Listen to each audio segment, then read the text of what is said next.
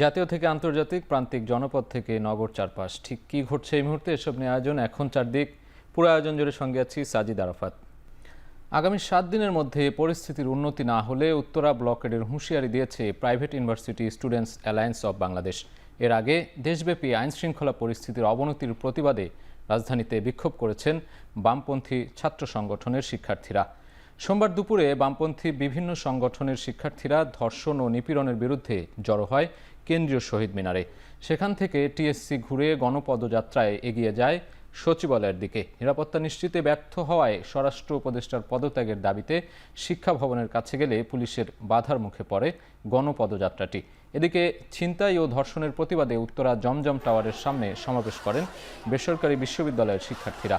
7 দিনের মধ্যে পরিস্থিতি উন্নয়ন না হলে আগস্টের ন্যায় উত্তরা ব্লকের হুঁশিয়ারি দিয়েছে প্রাইভেট ইউনিভার্সিটি স্টুডেন্টস অ্যালায়েন্স। অন্যদিকে গত 2 মাসে 336টি বিচার বহির্ভূত হত্যার পাশাপাশি আইনশৃঙ্খলা পরিস্থিতির অবনতির কথা তুলে ধরে জাতীয় প্রেস ক্লাবের সামনে মানববন্ধন করেছে ইসলামী ছাত্র শিবির। পতিত স্বৈরাচারের ষড়যন্ত্র আর দাগী আসামিরা সহজেই জামিন পাওয়ায় পরিস্থিতির উন্নয়ন হচ্ছে না বলে অভিযোগ তাদের। এদিকে আজ সন্ধ্যা থেকে আইনশৃঙ্খলা বাহিনীর তৎপরতা দৃশ্যমান হবে বলে জানিয়েছেন স্বরাষ্ট্র উপদেষ্টা জাহাঙ্গীর আলম চৌধুরী। সচিবালয়ে মন্ত্রণালয়ের কোর কমিটির বৈঠক শেষে কথা জানান তিনি। এ সময় প্রেস সচিব শফিকুল আলম বলেন, সন্ধ্যার পর বিভিন্ন স্থানে চেকপোস্ট বসানোর পাশাপাশি যৌথ টহল কাজ বাড়ানো হবে।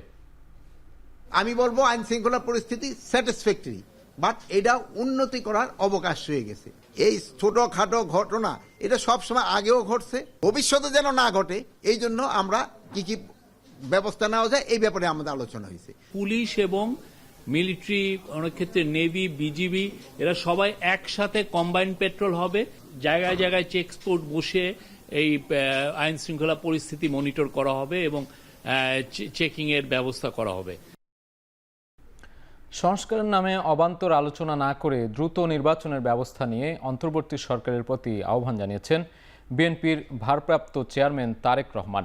দুপুরে খুলনা মহানগর বিএনপির সম্মেলনে ভার্চুয়ালি যুক্ত হয়ে এ আহ্বান জানান তিনি। বলেন, দেশে যদি সুষ্ঠু নির্বাচন হয় তাহলে বিএনপি ক্ষমতায় আসবে, তবে তার জন্য বসে থাকা যাবে না।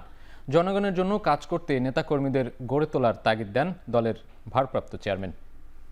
সংস্কারের কথা বলেছে, কিন্তু সংস্কার নিয়ে যদি আমরা প্রতিনিয়ত শুধু অবান্তর আলোচনা করতে থাকি তাহলে আমাদের যে মূল কাজগুলো, অর্থাৎ দেশের মানুষের সমস্যার সমাধান করা, সেটি নিত্য প্রয়োজনীয় দ্রব্য মূল্যের সমস্যার সমাধান হোক, সেটি রাস্তায় পথ চলার, রাস্তাঘাটের নষ্ট রাস্তাঘাট ঠিক করার সমস্যার সমাধান হোক, আমাদের ভবিষ্যৎ প্রজন্ম ছাত্রছাত্রীদের শিক্ষা ব্যবস্থা হোক, কৃষকদের কৃষি ব্যবস্থা হোক, স্বাস্থ্য ব্যবস্থা, যেটাই হোক না কেন, দেশে যদি একটি সঠিক নির্বাচন হয়, সুষ্ঠু নির্বাচন হয়, ইনশাল্লাহ আল্লাহর রহমতে বিএনপি সরকার পরিচালনার দায়িত্ব পাবে।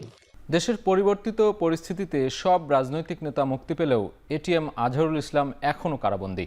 জামায়াত নেতা আজহারুল ইসলামকে মুক্তি না দিলে নিজেকে গ্রেপ্তারের দাবি জানান বাংলাদেশ জামায়াতে ইসলামের আমির ডাক্তার শফিকুর রহমান।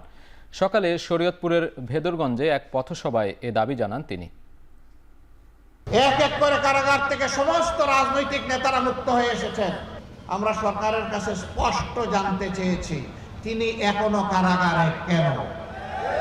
মিথ্যা মামলায় যার উপর জুলুম করলো আওয়ামী লীগ, এখনো কি সেই জুলুম চালু থাকবে? এই জন্য এই দলের একজন ছোট্ট দায়িত্বশীল হিসাবে আমি ঘোষণা করেছি যে আজহার ভাইকে ভিতরে রেখে আমি আর বাইরে থাকতে চাই না। সরকার যেন আমাকে গ্রেফতার করে কারাগারে পাঠানোর ব্যবস্থা করে। এপ্রিলের পরের 3 মাস নির্বাচনের জন্য উপযোগী সময় নয় উল্লেখ করে প্রধান উপদেষ্টার প্রেস সচিব শফিকুল আলম বললেন, ডিসেম্বর কিংবা আগামী বছরের মার্চের মধ্যে নির্বাচন হতে পারে। ফরেন সার্ভিস একাডেমিতে এক সংবাদ সম্মেলনে তিনি আরও বলেন, সরকারের সব স্তরে ফাইলিং করার নির্দেশ দিয়েছেন প্রধান উপদেষ্টা। এপ্রিল মাসের থেকেই কালবৈশাখী এবং ঝড় বৃষ্টির সময় শুরু হয়ে যায়, ফলে এপ্রিলের পরে যখন এপ্রিল পরে জুনে আবার মনসুন শুরু হয়ে যায়, তো ফলে ওই 3টা মাস আসলে ইলেকশনের জন্য অতটা উপযোগী না।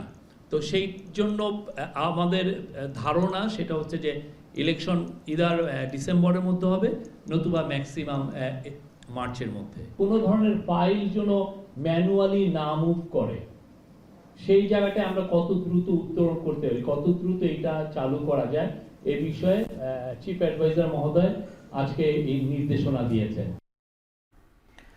25 ফেব্রুয়ারি জাতীয় শহীদ সেনা দিবসকে গ ক্যাটাগরি থেকে ক ক্যাটাগরির জাতীয় দিবসে উন্নতি করার দাবি জানিয়েছে ইনকিলাব মঞ্চ। ঢাকা বিশ্ববিদ্যালয়ের মধুর ক্যান্টিনে সংবাদ সম্মেলনে এ দাবি জানায় সংগঠনটি। এ সময় আইনশৃঙ্খলা পরিস্থিতি অবনতির দায় নিয়ে স্বরাষ্ট্র উপদেষ্টার পদত্যাগ দাবি করেন প্ল্যাটফর্মটির মুখপাত্র শরীফ ওসমান হাদি। দায়িত্ব অবহেলার দায়ে পুলিশকে বিচারের আওতায় আনাসহ 7 দফা দাবি তুলে ধরেন তারা।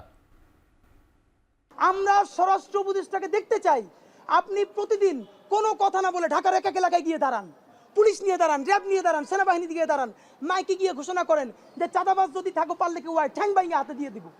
আপনি সেইটা পারেন না, আপনি এসি রুমের মধ্যে সংবাদ সম্মেলন করবেন, এটা তো মস্করা। আমরা মনে করতেছি এটা উনি পারিবারিক চাপেও করতে পারে, আত্মীয় স্বজনের কারণে, অথবা উনি বয়সের বারে নুজ্জ হয়ে সময় কেন তো নাই, তো উনি আমার বাপের চেয়ে উনি বয়সে বড় মানুষ, কি বলবো, তো ওনারে আসলে কেমনে হাত পাও বা কি ধরলে উনি যাবেন। আমাদের আপাতত সিদ্ধান্ত, আমরা নতুন কোনো রাজনৈতিক দলে অংশগ্রহণ করছি না, তবে আমরা রাজনীতি করব, সেটা জুলাইয়ের রাজনীতি, সকলকে সাথে নিয়ে। আওয়ামী লীগ নিষিদ্ধের দাবিতে ঢাকা বিশ্ববিদ্যালয়ে গণস্বাক্ষর কর্মসূচি পালন করেছে ছাত্র জনতা নামের একটি প্ল্যাটফর্ম। রোববার থেকে এই কর্মসূচি শুরু হয়েছে, যেখানে ব্যানারের মাধ্যমে 2009 থেকে 2024 সাল পর্যন্ত আওয়ামী লীগ সহ জোটের সাবেক মন্ত্রী, উপদেষ্টা ও সংসদ সদস্যের নামে তালিকা তুলে ধরা হয়েছে, যাদেরকে ফ্যাসিস্ট হিসেবে আখ্যা দেওয়া হয়েছে। এ সময় ছাত্র জনতা বলেন, আওয়ামী লীগ নিষিদ্ধ না হওয়া পর্যন্ত কর্মসূচি অব্যাহত থাকবে। কাল দুপুর 2টায় এই দাবিতে প্রধান উপদেষ্টার কার্যালয় অভিমুখে গণপদযাত্রা করবে ছাত্র জনতা।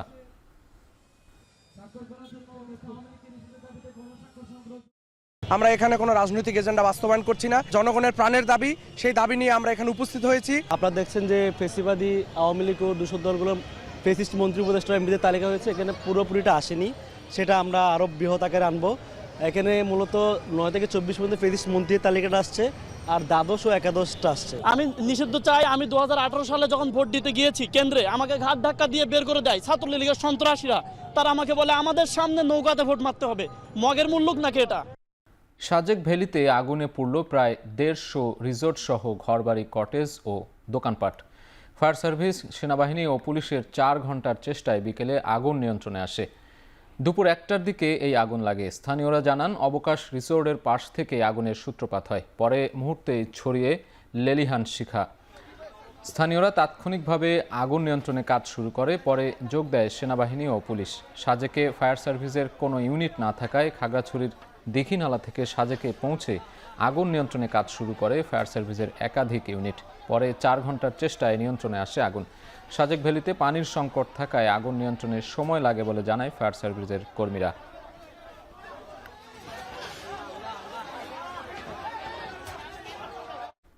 মালয়েশিয়ায় একটি কারখানায় আগুনে এক বাংলাদেশি সহ 2 জনের মৃত্যু হয়েছে। দগ্ধ হয়েছেন আরও 2 বাংলাদেশি। সোমবার দেশটির মেলাকা প্রদেশের একটি কারখানার ট্রান্সফরমার কক্ষে এই অগ্নি দুর্ঘটনা ঘটে। কক্ষে আটকা পড়া 2 জনকে উদ্ধার করতে 5 ঘন্টা সময় লেগেছে বলে জানিয়েছে ফায়ার অ্যান্ড রেস্কিউ ডিপার্টমেন্ট। হতাহত বাংলাদেশিদের পরিচয় সম্পর্কে এখনও নিশ্চিত হওয়া যায়নি। উদ্ধারকৃতদের মেলাকা হাসপাতালের ফরেনসিক মেডিসিন বিভাগে পাঠানো হয়েছে।